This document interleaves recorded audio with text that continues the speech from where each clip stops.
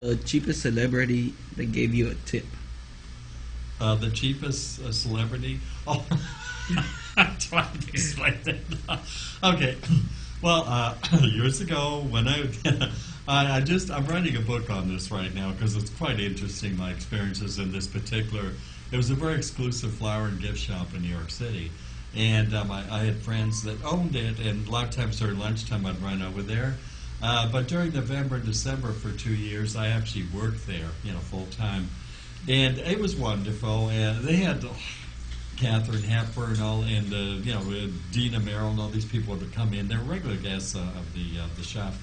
Joan Chandler, she was a movie actress that had appeared in Alfred Hitchcock Trope. Anyway, one day Robert calls me and he tells me that we have a special arrangement for Barbara Streisand, and would I deliver it? And also, because I'm an artist and I have the best handwriting, would I write the note? It's from her Uncle Harry. So I wrote the note real nice in purple ink, and I wrote, "To Barbara, with love from Uncle Harry." And Robert made this beautiful arrangement in a wicker basket of daisies, beautiful daisy arrangement. And then Tom drove me up way, I think it was the 91st Street, Central Park West, where Barbara Streisand lived, up on one of the upper floors. She actually lived in the condo, which is now condos. It was the Moss Hart apartment. Moss Hart was one of the great songwriters of Rodgers and Hart, who wrote all the Broadway shows. Anyway, that was his apartment that she bought. And so I go up there in the servants' entrance, naturally, and the guard opened the door, and he kind of waited for me, and I went and rang the doorbell, and her secretary, this French woman, very attractive French woman, opened the door, and that time little Jason, who was, at that time, he had a little afro hairdo, it was reddish brown.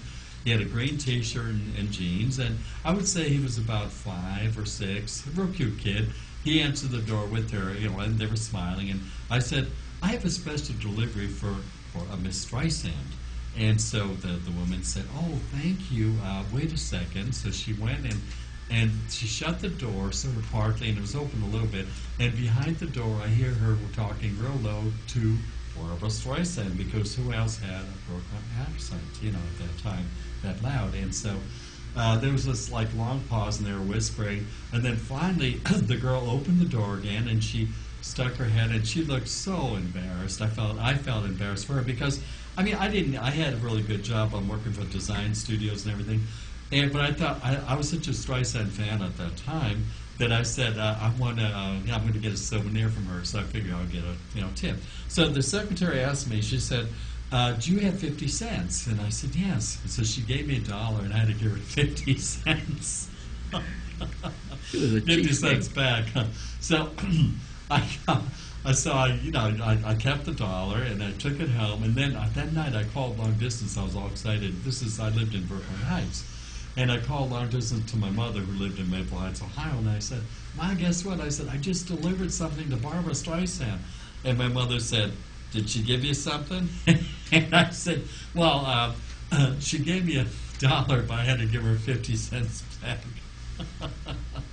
And then my mother made one of her famous comments of all time, which I shall not say. Go ahead, John, say it. No, because it's just not right. But she said, "Ain't that just like a, you take it from there." So, and then one day I'm sitting there, I just got there and we're having lunch. I'm sitting at the guest table, I'm meeting with the bookkeeper, whose name was Tom.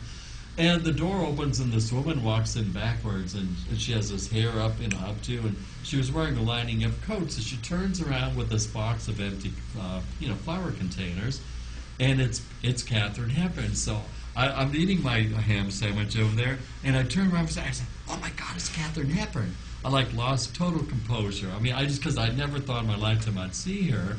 So she heard me, and she comes walking with the box. She says, "All right, it's only me. Don't get excited. Eat your ham sandwich." And then she continued to give Robert the instructions about to fill the containers and everything, and she'd be back with the car the next day to pick up the arrangements. So that was my Katharine Hepburn story.